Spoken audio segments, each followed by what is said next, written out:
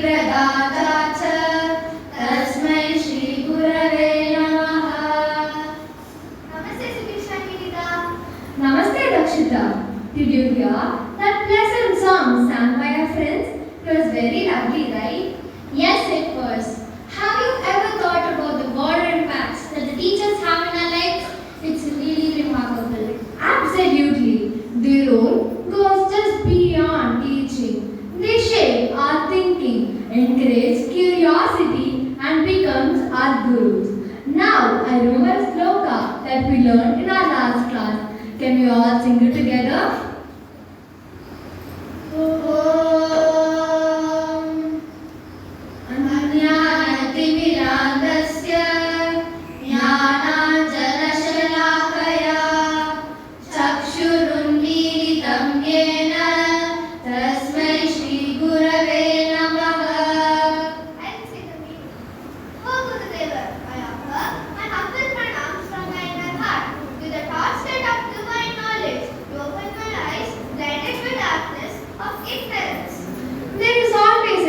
Respect and gratitude between our students and our teachers.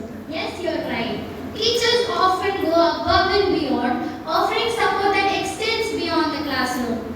They instill perfection and build our character. And let's not forget their role fostering a love for learning.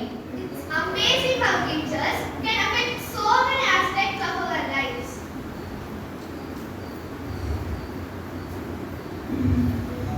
No one can developmentally, socially, and intellectually be in their life without a teacher. For example, India's most respectable president, Dr. A.P.J. Abdul Kalam sir, achieved his success as aerospace engineer because of his teacher. Yes, you're right. But this cannot be only in education, but also in sports. I know one of them, that is our batting master, Sachin Tendulkar, who credits his teacher and his master, Mr. Ramakant Achrekar, for his success. Teachers are the architects of our lives. Their dedication goes far beyond the classroom, leaving an impact that lasts. Teachers teaches us the importance of a pen over that of a sword. They are much esteemed in the society as they can elevate the living standards of people. Teachers teach us the importance of inculcating honesty, discipline, determination, moral values, and more.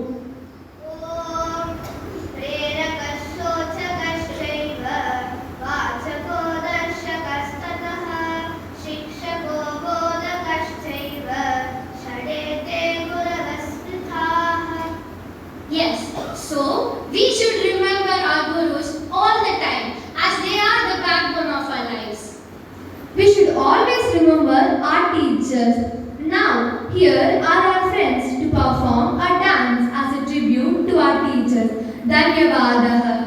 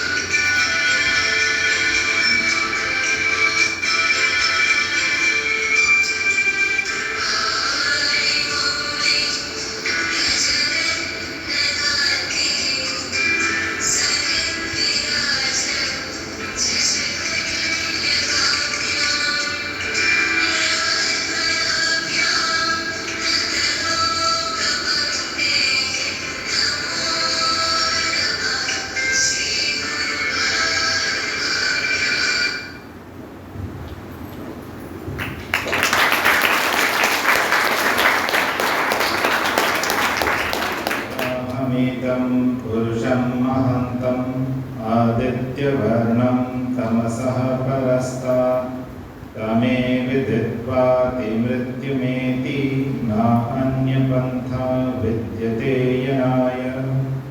Namaste to all. So,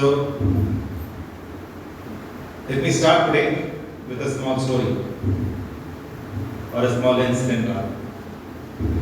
So there was a professor who went to a class and the bright young students like you all sitting here. And this professor, it was a mathematics class, and the professor asked a question to the students. The question was that what is 0 and what is infinite? What is 0? And second question was what is infinite? So what do you think the students answer? What is 0 according to you? If someone asks you what is 0, what do you say? What is 0? Huh? 0 has an end and infinity is endless. So 0 has an end, infinity is endless, okay? So infinity is huge. Infinity is huge. Not countable. Not countable. 0. Not countable. So Professor gave an interesting example. So he said, okay, so you all said 0. Infinity is not countable, isn't it? Make sense? All of you are okay with it? So Professor now gave an example. He said, imagine there is a shepherd with this flock of sheep. This shepherd has not gone to any school, he has not learned anything, has no sense of mathematics at all, has no idea.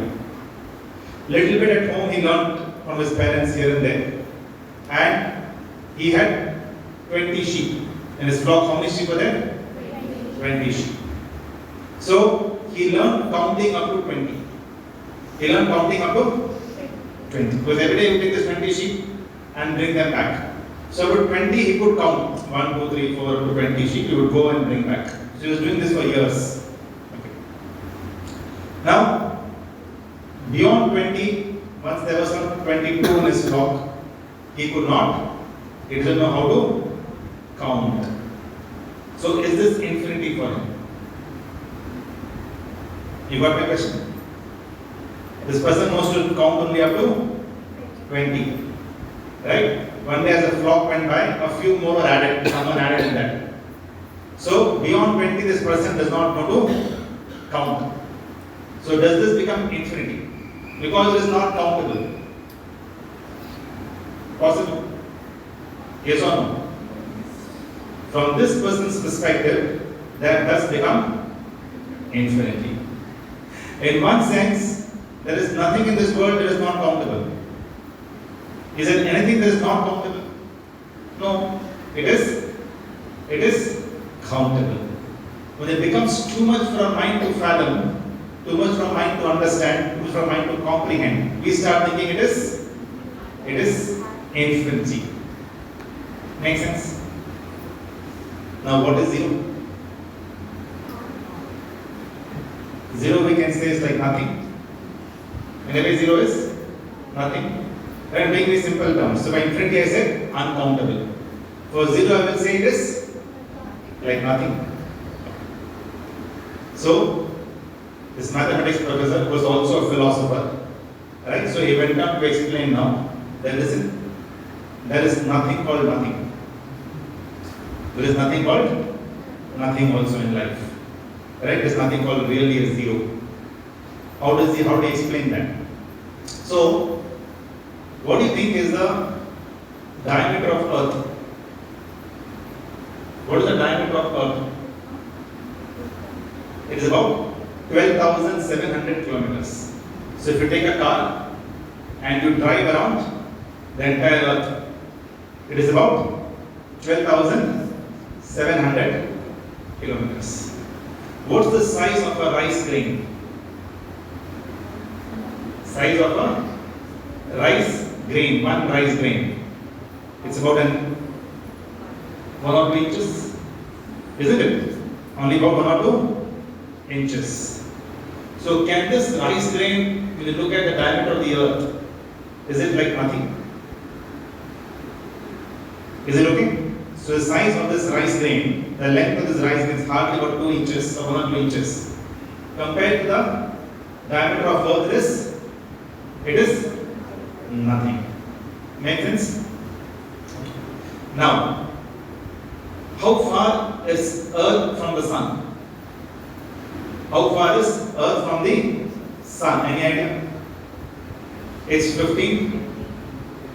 How many kilometers? Sun from earth, how many kilometers? No, there is 12,700 is the diameter of the earth. If you just go around the earth, right, from point A and you go around the earth and come back, it will be 12,700 kilometers. It's huge. Earth is huge, isn't it? So rice of grain in front of that, the length of rice of grain seems like nothing. Seems like a zero, right? Now, what I'm asking you is that, what is the distance between the earth and the sun? It is 15 crore kilometers. It is 15 crore kilometers.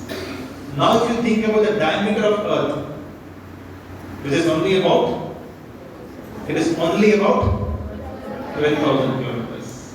So is it nothing? It is nothing compared to the distance between the earth and the sun, right? So compared to the rice grain, the diameter of earth look like infinite and the rice grain look like nothing. When you start thinking diameter of the earth versus the distance between the earth and the sun, then this looks nothing and that looks infinite. Make sense? Right? So zero and infinity in that sense is completely relative. Is what the philosopher was trying to mention. Now, how is it relevant in our lives? So, in our own life, if you think about it, satisfaction, or what the Shastra says, santosh, with what you have in life, is once again, sometimes you think, I have nothing. I have nothing. Right? That is also not right perspective. And infinity also is not a right perspective. We all are bestowed, as per the Shastras, with different things in life, right? And that needs to give us a sense of satisfaction. Very, very critical. So next shloka, which says, Vayamiha paritushta valkalaihi tvam cha lakshmya sama iha paritosho nirvishesho vishesha Sadhu bhavati daridro yasya krishna vishala manasi cha paritushte ko arthavan ko daridra. The essential shloka says that there was this once a sage who went to a king. Okay. And this king was very arrogant. The king was very arrogant. And when the sage went to this king, the king in a very arrogant way said that, tell me what you want. Right? I have so much to give you. Right? I know you are very poor. You have nothing with you. So tell me what you want. Right? Now since the king is a very, very arrogant king, the sage came up with this shloka and he said, Vayamiha paritushta valkalehi pamcha dukulehi or lakshmya. Which basically says that, O king, I am also satisfied. Vayam means all of us. We all in a way can bring satisfaction. Vayamiha paritushta. Paritushta means satisfaction. Right? Paritushta. Valkalaihi tvam cha dukulaihi. So that means that I derive satisfaction with just wearing very, very simple clothes even made of leaves. Even made of leaves. You are satisfied in your mind with lot of wealth. Right? Vayam iha paritushta valkalaihi tvam cha dukulaihi. That means I am satisfied with even wearing clothes made of leaves. You are satisfied with lot of well, all those ornaments, etc. Sama iha paritosho nirvishesho vishesha. Remember that your and my satisfaction is broadly the same. It's not that you have some very huge additional level of satisfaction and I have a low level of satisfaction. That's not really the case. Sama iha paritosho. Sama means what? Equal. Sama iha paritosho. Our satisfaction levels are equal. Nirvishesho vishesha. Not that you have some very additional, very strong level of satisfaction. Both our satisfaction levels are same. And then he says, Sadhu bhavati daridro. He alone is poor in this world. He alone is poor in this world. Yasya trishna vishala. Trishna means what? Desires. He alone is poor in this world, whose desires are very large, or huge in number. Right? Manasi cha paritushte koarthavan ko daridra. If you are satisfied in your mind, then who is rich and who is poor? Right? This richness and poor is not only in terms of material wealth. Please don't think only in terms of bank balance. This rich and poor is in terms of multiple aspects of life. So this particular shloka, Vayanya Paritushta Valkari Tadulai, Samaniya Paritosho Nivishesho Vishesha, Sadhu Bhavati Daridro, Yasya Trishna Vishala, Manasicha Paritushte, Koarthavan Ko Daridra. So this gives us this important learning in life that santosh or satisfaction is extremely important. Always, if you think about it, compared to whatever situation you are in, it can always be worse or it can always be better. Yes or no? It can always be worse and it can always be better. You can always look up and see some people better than you.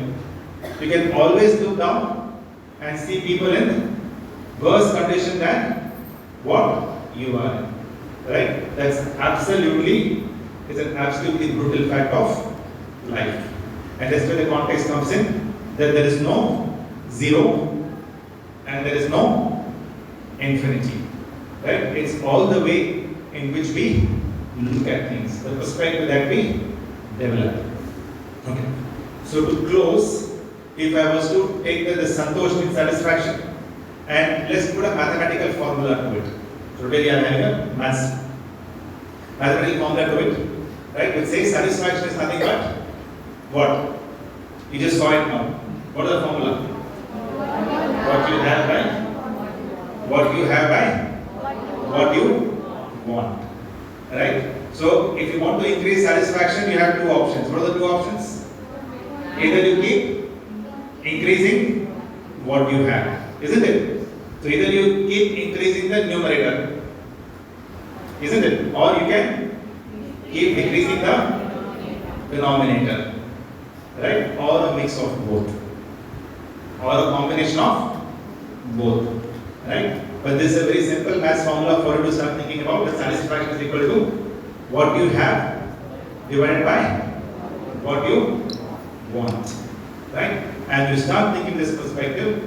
Remember, the Shastra says, Santosha Anuttama Sukhalabha. Satisfaction gives you the utmost happiness in life. Gives you utmost happiness in life. And interestingly, when you think about it, today, if you want to say buy, you really have a fancy for an expensive mobile phone. Okay. So think about it, the amount of effort you will need to put, right, to be able to get that fancy mobile phone versus you in your own mind think that okay, I don't need it. So quickly the satisfaction level becomes the same, isn't it? Yes or no? So when you want something, the amount of effort you need to put, etc., all that, right? Versus if you just remove that whole thought, remove that wish, automatically satisfaction comes to the same level, right? So that's why you either increase the numerator, which takes a lot of effort and a lot of heartburn, a lot of other sometimes wrong things you need to do, right? So you increase the numerator, but to decrease the denominator is very easy. It's just about the way you start thinking about it, right? You can immediately decrease the denominator. Increasing the numerator is a tough job. Not that you should not. This does not mean don't work hard. So please don't take that perspective that if you look at satisfaction means don't stop working hard. That's the difference between the two. You will definitely keep working hard, put in all our effort, right? But having that sense of satisfaction through this particular formula gives you a simple tip to imbibe this in life and thereby be more happy. So I'll stop here. If you have any questions, I can take or we'll end today's session. Any question on this?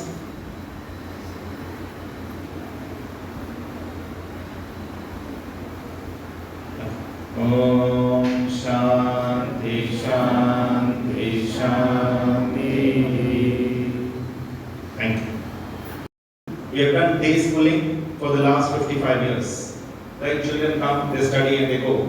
Right? Wherein we are able to hold children for a few hours, only for 220 days a year.